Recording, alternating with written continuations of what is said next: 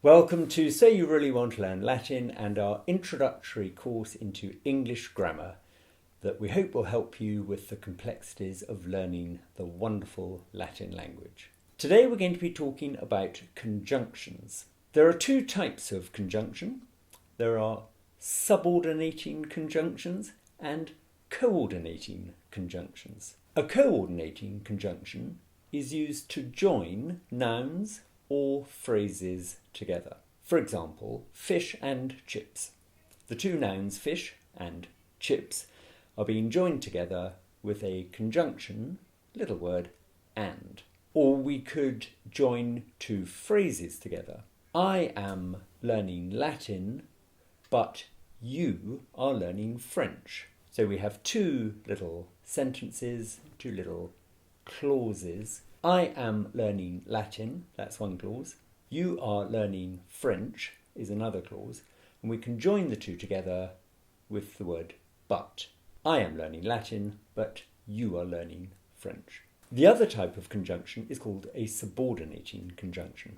And this is used to join two or more phrases together where one of them, one or more of them, is subordinate to the other. Okay, so what exactly do I mean by that? A clause in English is a grammatical collection of words containing a verb and a subject. That's the minimum requirement for a clause. You can have a simple clause such as I am swimming, and then you can have a subordinate clause such as because it is hot.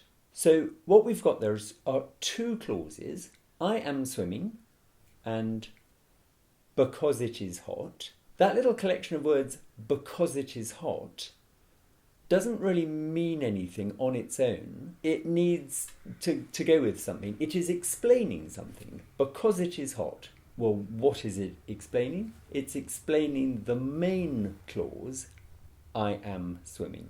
So you've got I am swimming because it is hot.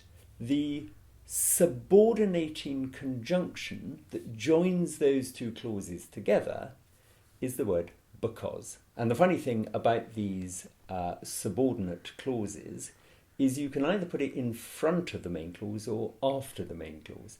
So it would have made perfect sense to say, because it is hot, I am swimming, or I am swimming because it is hot. Either way, the subordinating conjunction because joined the two clauses together. So that's enough for now about conjunctions. We're now going to talk about prepositions. Prepositions are funny little chaps, normally quite small words, like on or in, and they are used to show the relationship that one noun or pronoun has to the other words around it in a sentence. So for example, in the phrase, I am sitting on a chair, that little word on is a preposition, and it tells people what my relationship is to the chair.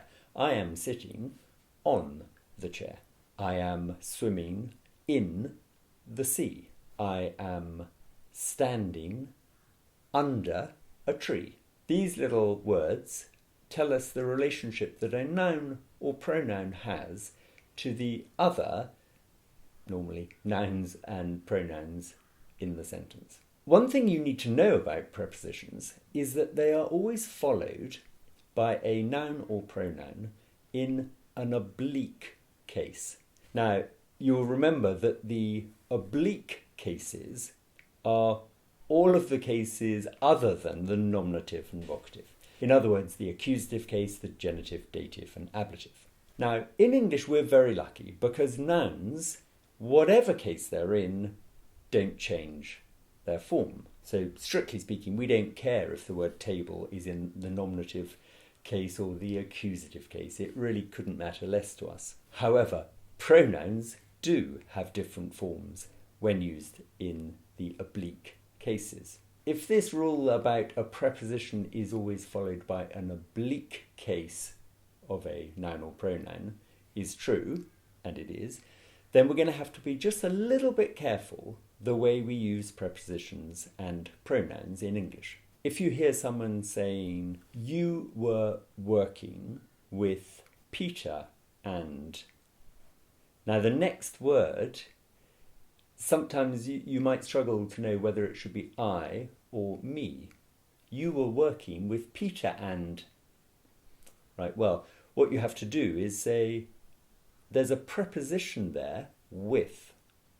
You were working with Peter and you were working with me.